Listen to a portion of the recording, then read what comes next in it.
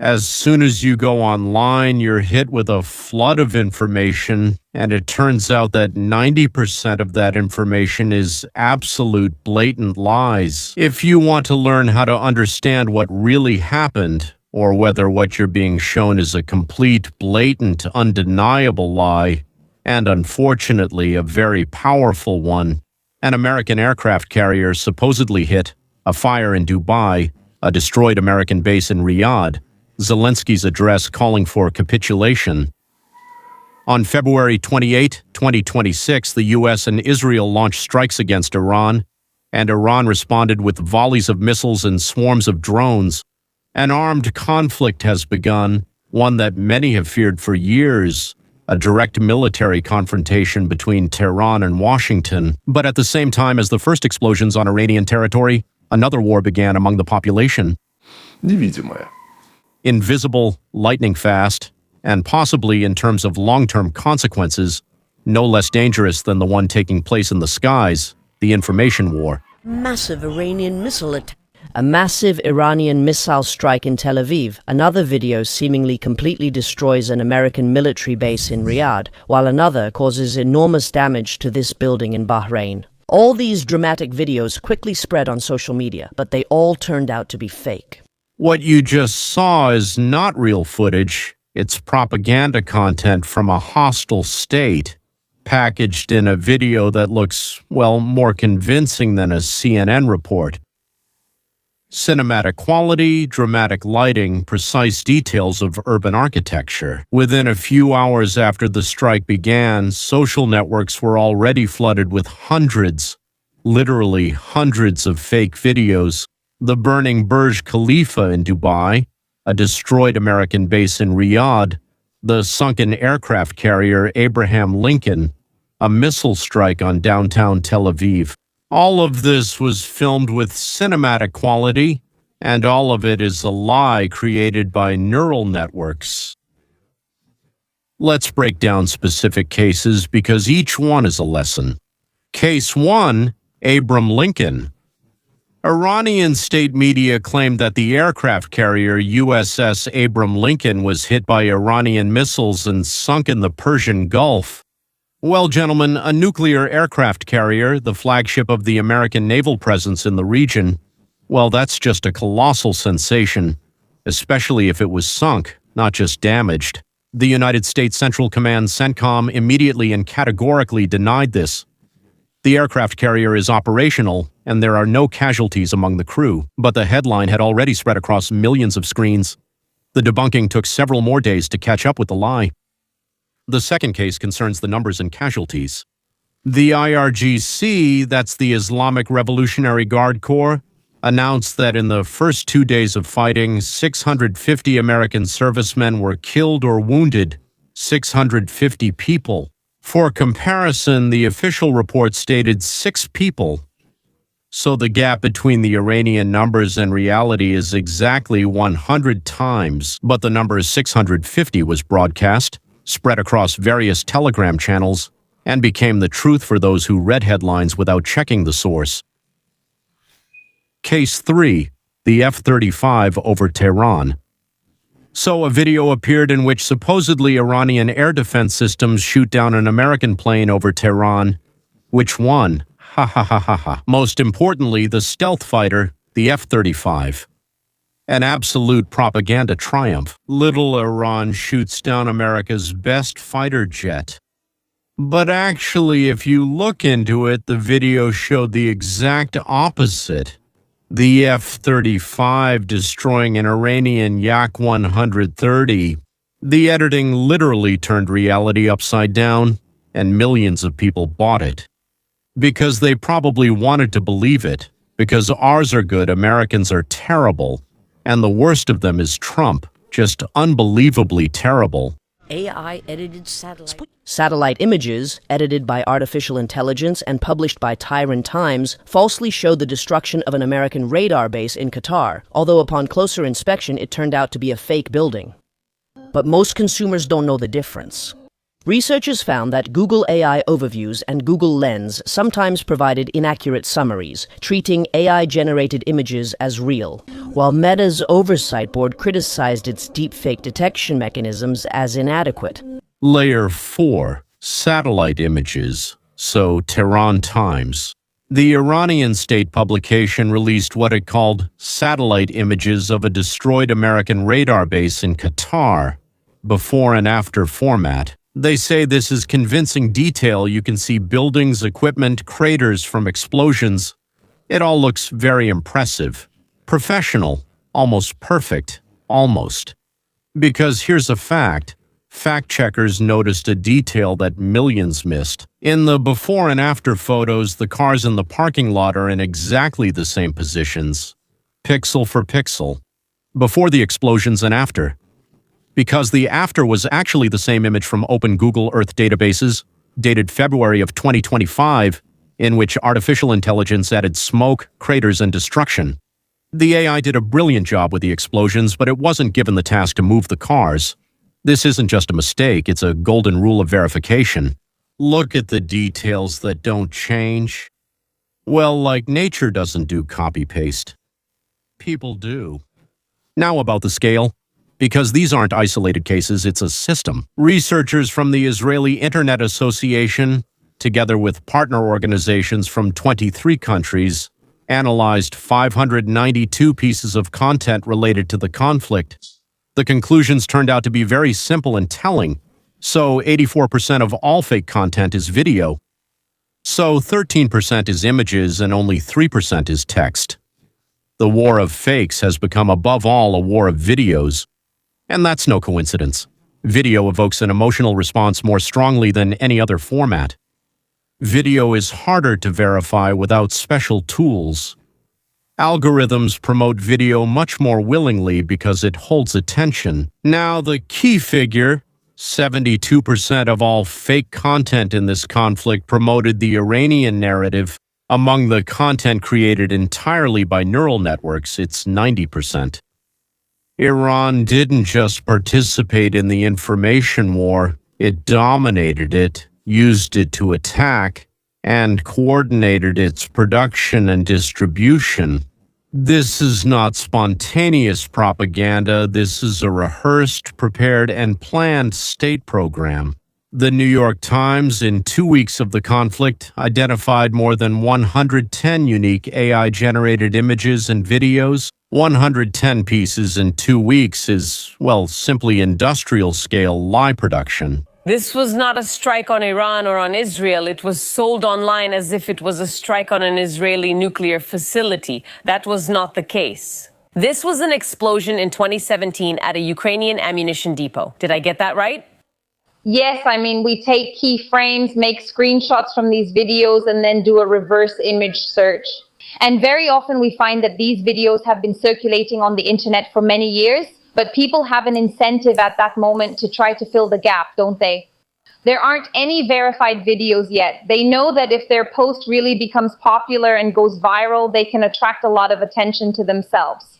It seems they don't care if they share something like that.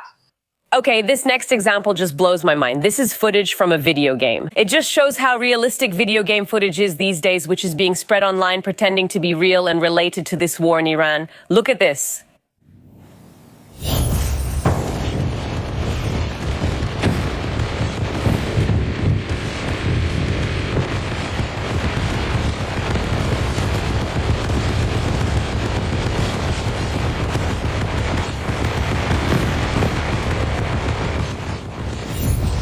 It was spread around. We saw this during the war in Ukraine as well. So in this case, it was claimed that an Iranian plane was attacking an American ship, but that's not true. These were scenes from a video game, and Twitter posted a response stating that these were simulated scenes. It said that this video shows simulated footage from a video game. It's posted online depicting a battleship. It's not real. But not all of it was AI. Some of it was much simpler and much more cynical. Footage from video games. Footage from video games. From which ones? From Arma 3 Call of Duty DCS World. Children and teenagers we know well play them. recordings that gamers make at home in front of their monitors playing military simulators. These recordings kept appearing on social media with captions, "Real combat, take your pick." A strike on the American base in Qatar, or something like Iranian air defense in action. And this is a clip made by some teenager sitting somewhere in Pakistan or America or wherever. View counters, millions. The guys are happy, I think. Reposts from regular users to accounts that position themselves as alternative media. The algorithm doesn't ask if it's a game or a war. It asks, how much time does a person spend watching this video? Oh, they're watching. Let's promote it further. V. That's being used in today's conflict, which is being used in today's conflict, supposedly showing a strike on Tel Aviv, although in reality it's footage from 2015 in China of a strike on a chemical warehouse. Take a look.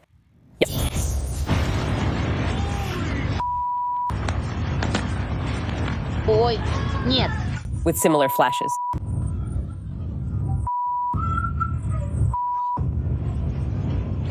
No, my dear. Oh, No, Joe. Marsha, what I mean is that if you see a video like that online and your family is in Tel Aviv, you're panicking right now. But these are real shots, just misused. It was an attack or an explosion in China, but it had already been circulating before, just like you said. And another class of fakes that deserves a separate discussion is the recycled story. The archive of past tragedies is used as raw material for today's lies. A video of an explosion at a Chinese chemical warehouse in Tianjin. Probably Tianjin. The year was 2015. A terrible disaster, hundreds of people died, orange fireballs, a huge column of smoke. But it's a very impressive video. This video was circulated as if it showed an Israeli strike on port facilities in Tehran, and then the same video was used as if it showed a strike on Tel Aviv. In different versions, with different captions, over and over again. The video actually shows an explosion at a Ukrainian artillery depot in Balaklia back in 2017. It was spread as if it showed the destruction of an Israeli nuclear facility by Iranian missiles.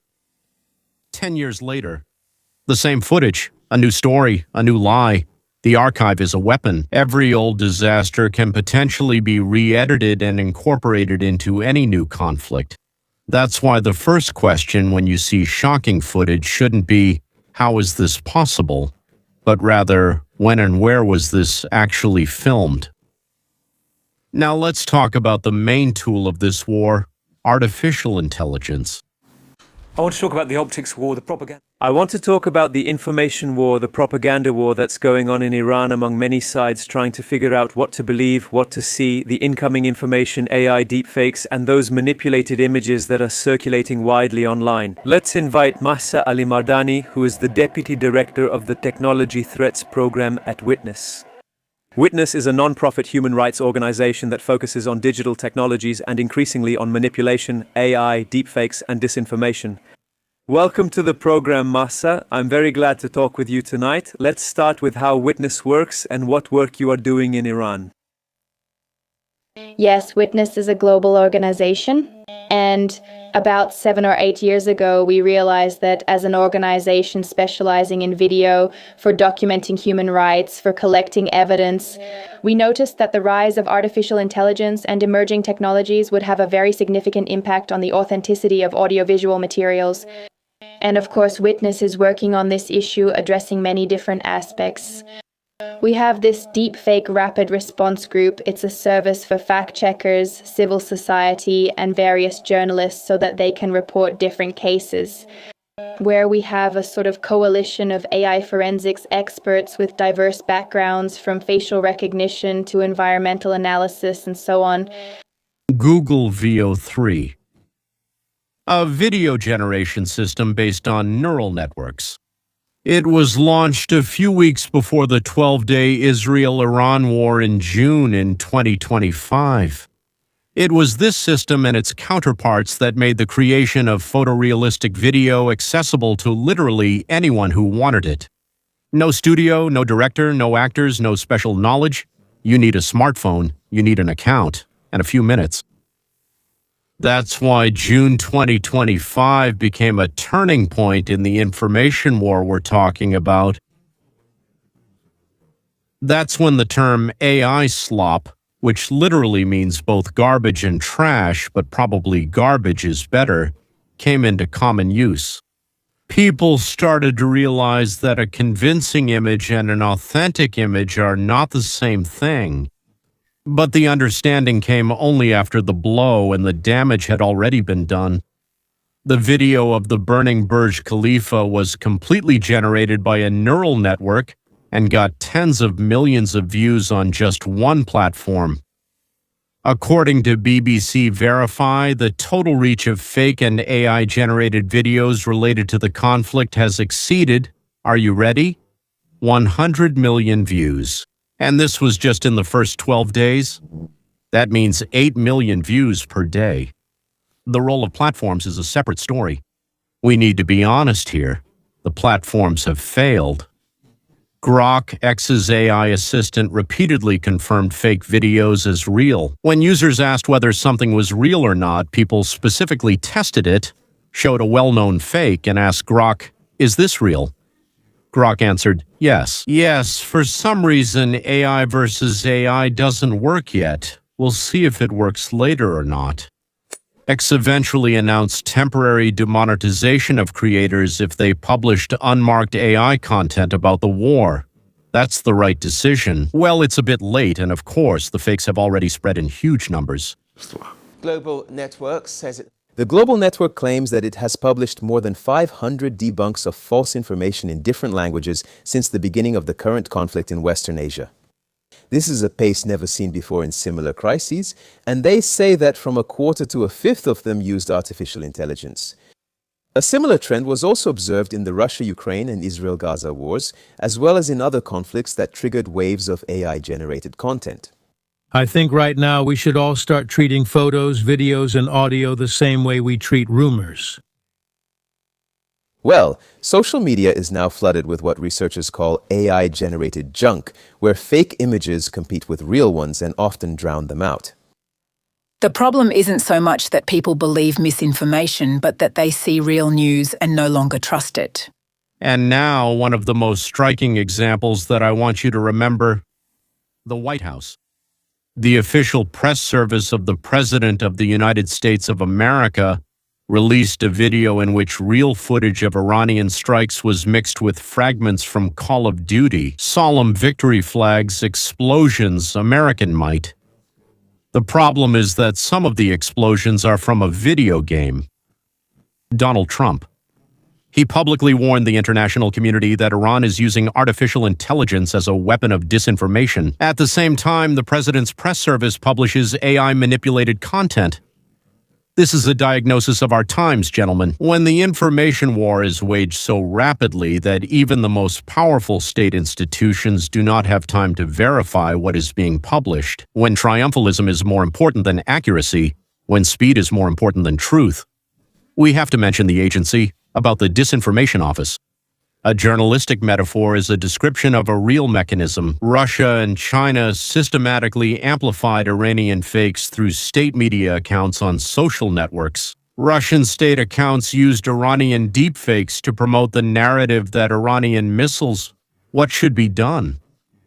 Ukrainian military bases in Dubai. Again, the claim that Iranians destroyed Ukrainian military bases in Dubai. Two fakes. In one sentence, an Iranian source, Russian distribution, an audience in African, Latin American, and Central Asian countries that trusts alternative narratives more than Western media. Iran produces, Russia broadcasts, China scales it up through Weibo and Douyin.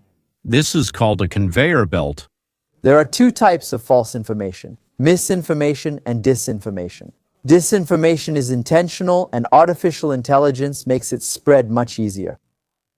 The tools for creating videos have become much better this year than even 6 months ago, and many of them are free. Here are a few examples we've seen just this week: an airstrike on Tel Aviv, an attack on the US Navy in Bahrain, a fire at an American military base in Iraq, and the remains of Ayatollah Ali Khamenei's bunker after a bombing.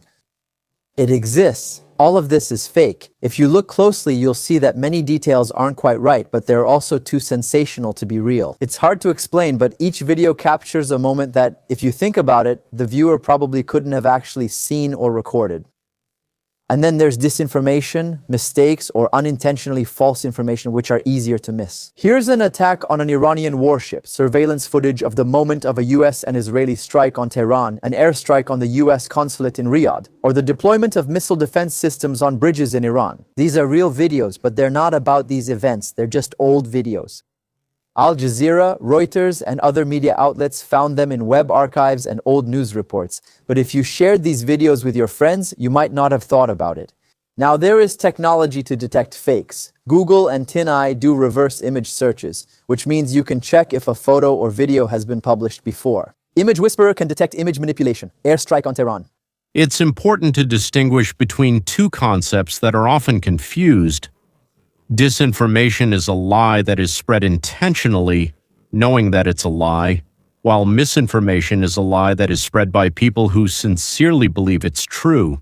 In the current information war, Iranian state agencies produce disinformation. They know they are lying, while millions of ordinary users around the world spread misinformation. They do it sincerely, honestly, with the best intentions.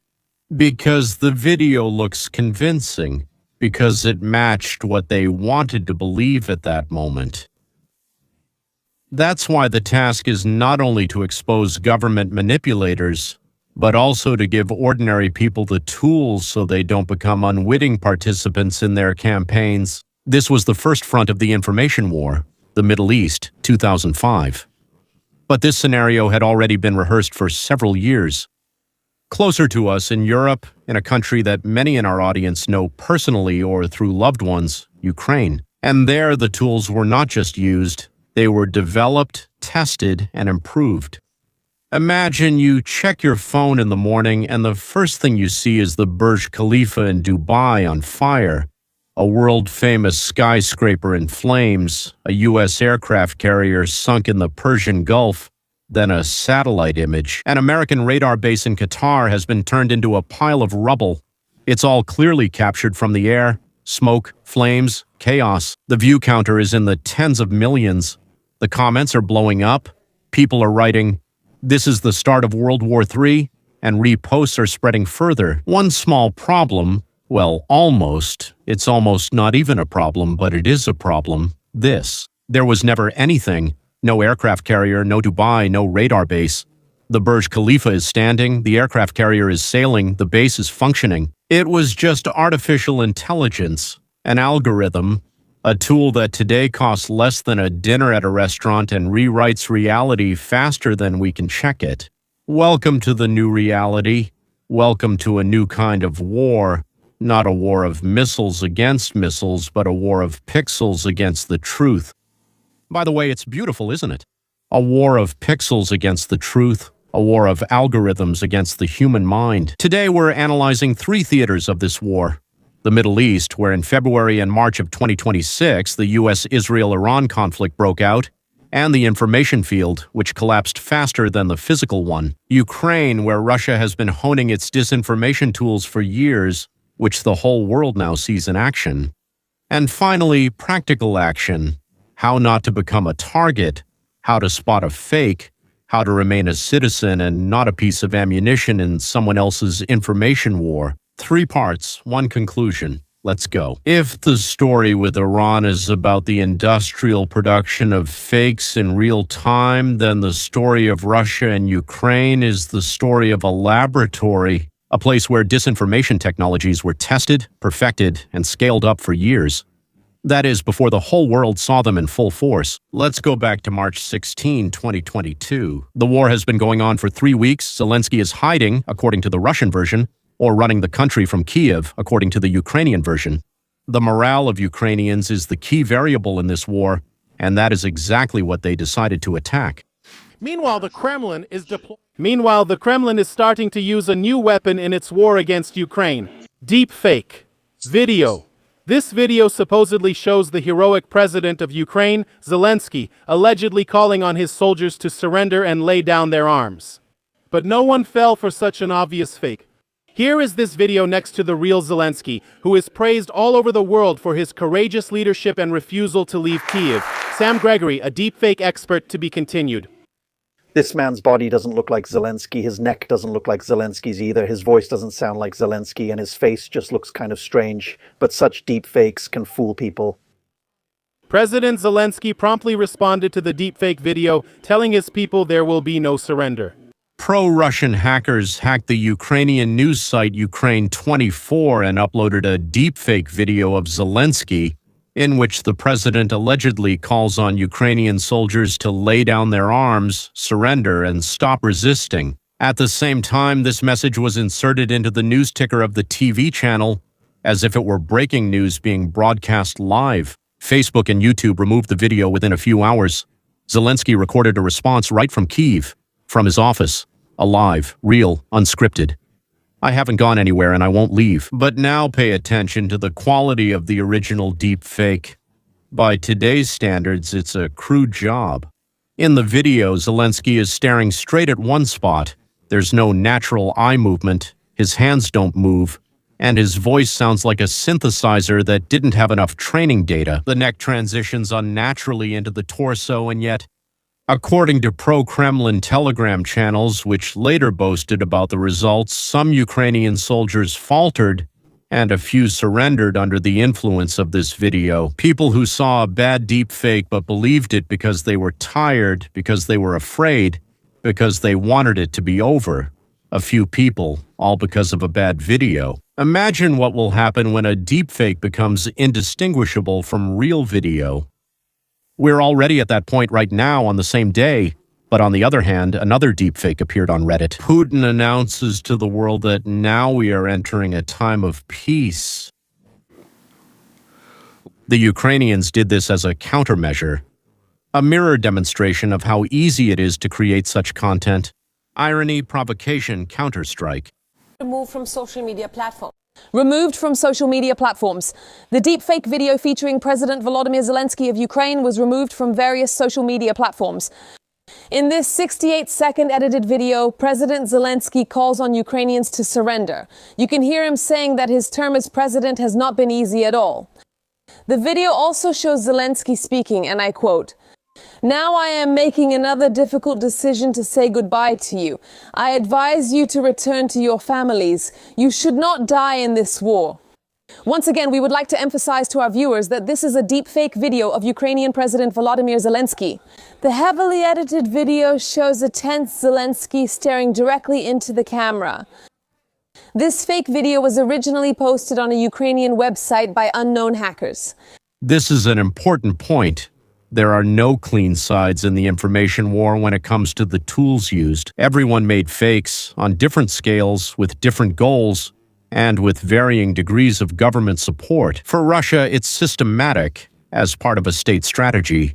For Ukraine, it's more situational. As for the responses, there's a difference in resources and coordination, and a huge difference in principles. There's also a huge difference in the principles of how it's used, but the tool itself is the same. November 2023, a new level of complexity, a new level of threat. 3 videos appear, supposedly featuring General Zaluzhny, who was then the commander-in-chief of the armed forces of Ukraine. In each of them, he accuses Zelensky of the death of his aide. 3 videos, 1 destructive narrative. The army commander publicly accuses the president of murder, a split between the military and political leadership at the very height of the war. The quality of deepfakes is already significantly higher than it was in March. 22 victims. It's still unnatural if you look closely, but for a quick glance on your phone on public transport, it's dangerously convincing. The goal isn't to win on the battlefield, but to destroy unity, sow doubt, make Ukrainians ask themselves, what if it's true? What if there really is discord? To make allies in the West think. Maybe supporting such a government isn't the best idea. They're killers. Now the operation is on a bigger scale. The operation, called Doppelganger after the German word for double, created clones of leading Western media: The Guardian, Bild, RBC Ukraine, Spiegel, Le Monde. Exact copies, same design, same fonts, similar but slightly altered URLs. Well, they looked like the originals. On these sites, they published articles generated by artificial intelligence, pro-Russian, written in a convincing journalistic style, and bot networks spread them across all major platforms. A person saw an article with the Guardian logo, checked it but didn't check the brand. read it, shared it, and the article spread further. This isn't propaganda in the Soviet sense. Soviet propaganda worked like this. The state speaks, citizens listen. Doppelganger works differently. Citizens do the work themselves, spreading content, believing it to be verified. The attack doesn't target an individual reader but strikes at the foundation of trust in the Ministry of Foreign Affairs. What's more is that the UK has launched. So the United Kingdom launched the Call Russia initiative.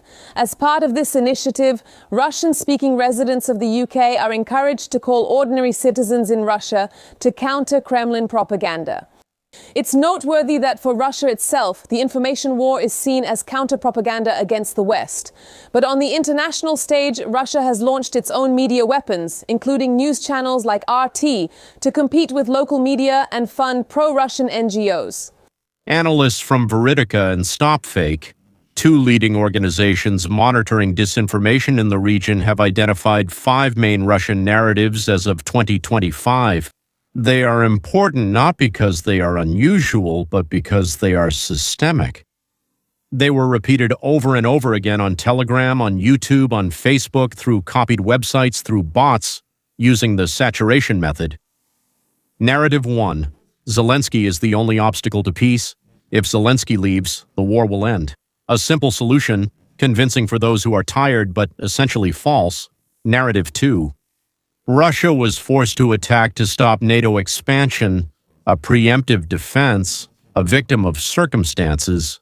Narrative 3. Russia wants a lasting peace. It's the West that is forcing Ukraine to keep fighting. Ukrainians are hostages. They are participants in the war. 4th, Russia is helping Ukraine return to neutral status. Benefactor, they are the aggressor. And the 5th front is collapsing. It's time for the West to stop.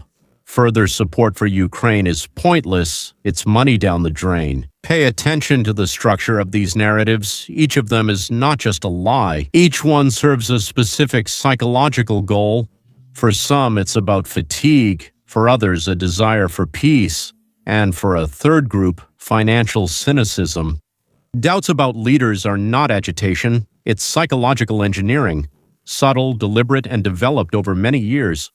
And it worked. It worked in Europe, where some voters began to demand that their government stop supporting Ukraine. It worked in the United States, too. Some congressmen blocked aid packages not because they were Kremlin agents, but because narratives that are repeated long enough start to be perceived as common sense. Now, December 2025, Putin publicly stated that Russian troops fully control Kupiansk, a strategically important city in the Kharkiv region.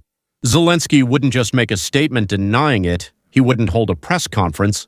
He simply went to Kupiansk himself and recorded a video right on the street among Ukrainian soldiers. A living president, living soldiers, a living city. That's the best answer to a deepfake. This is reality, uncomfortable, raw, unedited.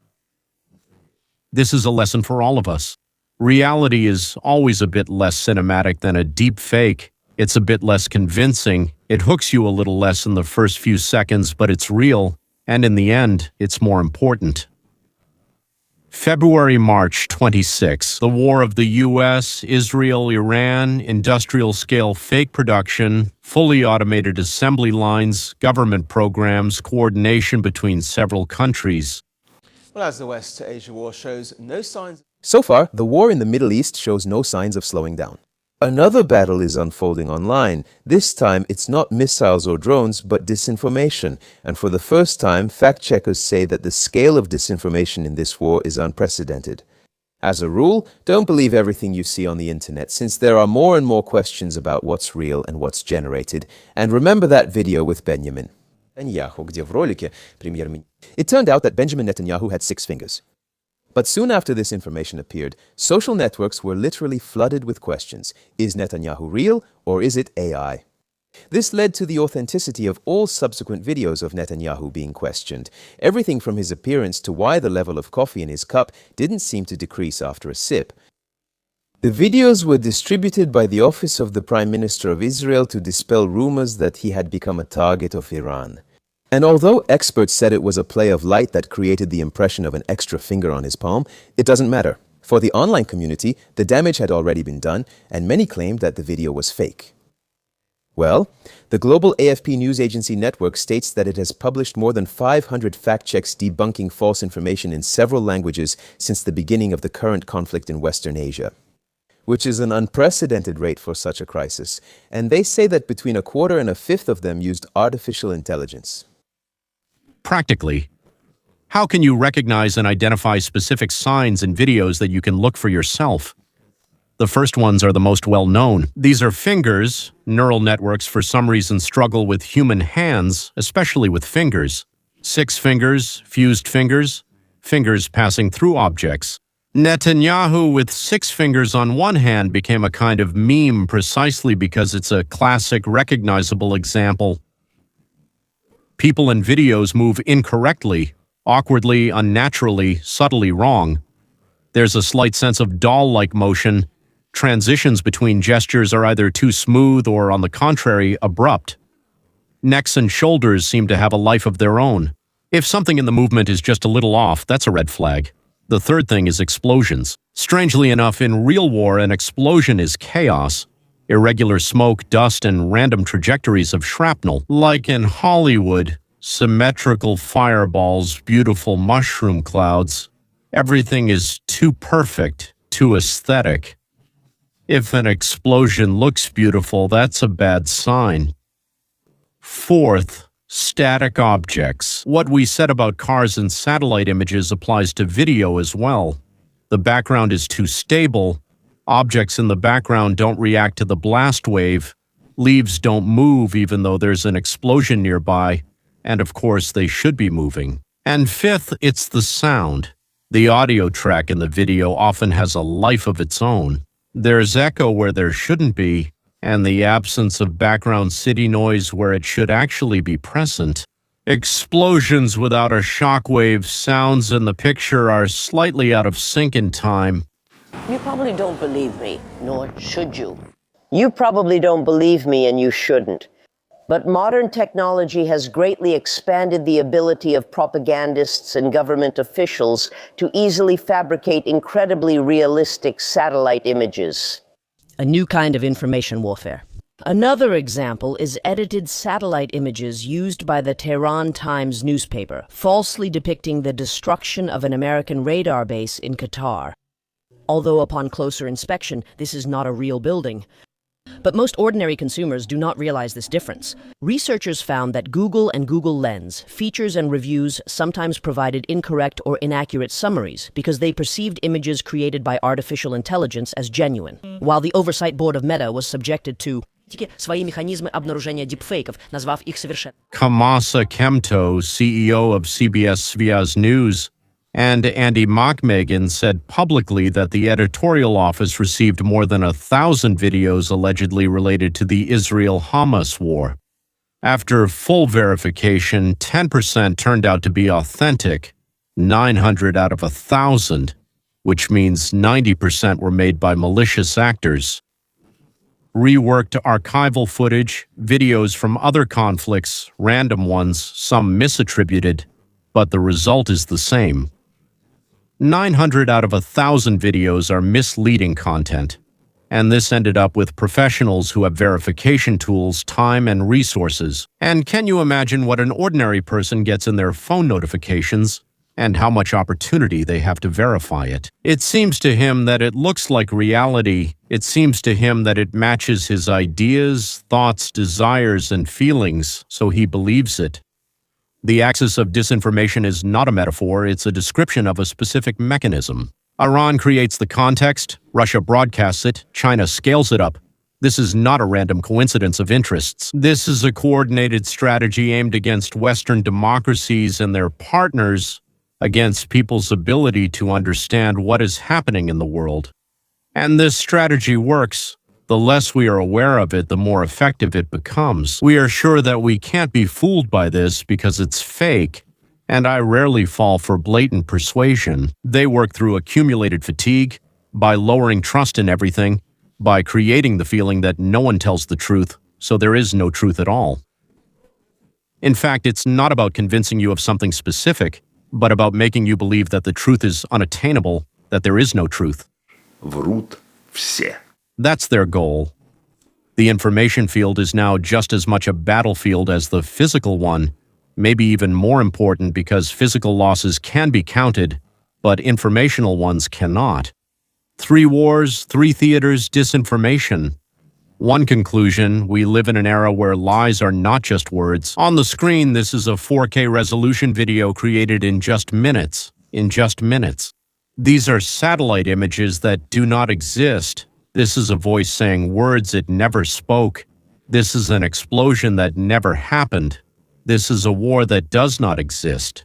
And the technology will keep getting better and better, faster and cheaper, accessible. In a year, Google View 3 will seem like a primitive tool, just as every primitive tool seems to us today. The deepfake of Zelensky in 2022 is not a reason for despair. It's a reason to be prepared. Remember these 3 principles and pass them on to those around you. First, emotion is a red flag right away, not a green one, a red one. If content makes you feel immediate rage or fear or instant triumph, that's exactly what the creators want. Emotion blocks critical thinking. Stop, take a deep breath, check, and then respond. If you've checked a second source that's more important than the headline, it's not about what is written, heck, everything can be written, but who wrote it and where was it published. And also check if it's really The Guardian or if it's a fake, where the video is from, who filmed it and when. It's 2 or 3 minutes of work that can save you from becoming part of someone else's propaganda machine. Third, silence. That's also a choice. And sometimes the right thing is more important, which is often the right thing to do. If you're not sure, don't share. In an information war, every repost is ammunition. It's beneficial for those whose side you're on and you're ready to spread it, because by clicking share, you always take a side. The information space is the space where each of us is either part of the problem or part of the solution. There's no third option. We're either part of the problem or part of the solution. If this analysis, ladies and gentlemen, was useful for you, support the channel, subscribe if you haven't already, and click the bell so that you don't miss any episodes. It helps you. It helps us. Share this video with those who find it important, with parents, friends, and colleagues. Because materials about media literacy should spread faster than deepfakes, at least a little bit faster. And now, goodbye and see you next time.